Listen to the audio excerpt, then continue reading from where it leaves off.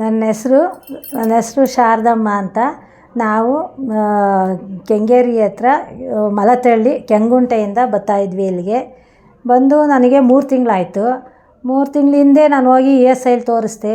ಅವರು ಇಲ್ಲ ನಿನಗೆ ದೊಡ್ಡ ಆಪ್ರೇಷನ್ ಆಗಬೇಕು, ಗರ್ಭಕೋಶ ತೆಗಿಬೇಕು ಅಂತ ಅಂದರು. ನನಗೆ ತುಂಬ ಭಯ ಆಗಿತ್ತು. ಹಿಂಗೆ ಯಾರೋ ಪರಿಚಯಸ್ಥರು ನನಗೆ ಈ ಲತಾ ಶೇಖರ್ ಅವ್ರದ್ದು ಫೋನ್ ನಂಬರ್ ಕೊಟ್ಟರು.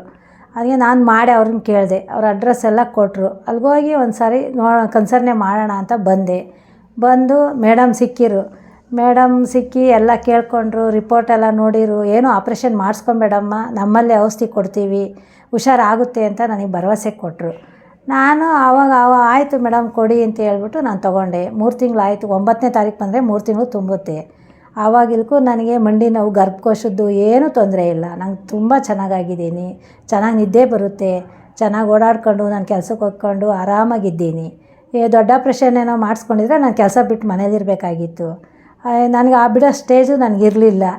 ಅದಕ್ಕೋಸ್ಕರ ಇಲ್ಲಿ ಬಂದಿದ್ದಕ್ಕೆ ನಂಗೆ ತುಂಬ ಒಳ್ಳೆಯದಾಗಿದೆ. ಮೇಡಮ್ಗೆ ನಾನು ಯಾವಾಗೂ ಚಿರಋಣಿ. ನಾನು ಕೇಳಿದವ್ರಿಗೆಲ್ಲ ನಾನು ಮೇಡಮ್ ಹೆಸ್ರು ಹೇಳ್ಕೊಂಡು ನಾನು ಇವತ್ತು ಕೆಲಸ ನಾನು ಮಾಡ್ಕೊತಾ ಇದ್ದೀನಿ ಅಂತ ನಂಗೆ ತುಂಬ ಸಂತೋಷ ಆಗಿದೆ. ದೇವರು ಅವ್ರಿಗೆ ಚೆನ್ನಾಗಿ ಆಯಸ್ಸು ಆರೋಗ್ಯ ಕೊಟ್ಟು ಚೆನ್ನಾಗಿ ಕಾಪಾಡಲಿ ಅಂತ ನಾನು ದೇವ್ರ ಹತ್ರ ಕೇಳ್ಕೊತೀನಿ. ಮಂಡಿ ನೋವಿತ್ತು ಸುಮಾರು. ನನಗಾಗಲೇ ಒಂದು 15 ವರ್ಷದಿಂದನೂ ಇತ್ತು ಮಂಡಿ ನೋವು. ಶಾಪ್ಗೆಲ್ಲ ತೋರಿಸ್ದೆ. ಮಾತ್ರೆಯಿಂದ ಕಡಿಮೆ ಆಗೋದು ಇದ್ದಂತೆ ತಿರ್ಗಾ ಮತ್ತೆ ಬರ್ತಾಯಿತ್ತು. ನಾನು ಹುಬ್ಳಿಯಿಂದ ಅದು ಯಾವುದೋ ಔಷಧಿ ₹1100 ಕೊಟ್ಟು ಅಲ್ಲಿಂದ ತರ್ಸ್ಕೊಂಡು ಕುಡಿತಾಯಿದ್ದೆ. ಅದು ಕುಡ್ದಾಗ ಕಡಿಮೆ ಆಗೋದು, ತಿರ್ಗಾ ಮತ್ತೆ ಬರೋದು.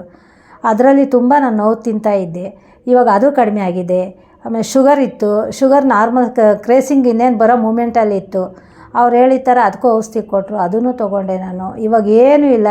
ಮುಂಚೆ ನಾನು ಸ್ವೀಟ್ ತಿಂತಾಯಿರಲಿಲ್ಲ, ಅನ್ನ ತಿಂತಾಯಿರಲಿಲ್ಲ, ಎಲ್ಲ ಡಯಟಲ್ಲಿದ್ದೆ. ಇವಾಗ ಎಲ್ಲ ತಿಂತಾಯಿದ್ದೀನಿ. ನನಗೇನು ತೊಂದರೆ ಇಲ್ಲ. ಅದೊಂದು ನಾನು ಮೇಡಮ್ಗೆ ಚಿರಋಣಿ. ಯಾವಾಗೂ ನಮ್ಮ ಮೇಡಮ್ಮು ಅಚ್ಚುಕಟ್ಟಾಗಿ ಚೆನ್ನಾಗಿ ದೇವ್ರು ಚೆನ್ನಾಗಿಟ್ಟಿರಲಿ ಅಂತ ನಾನು ಕೇಳ್ಕೊತೀನಿ.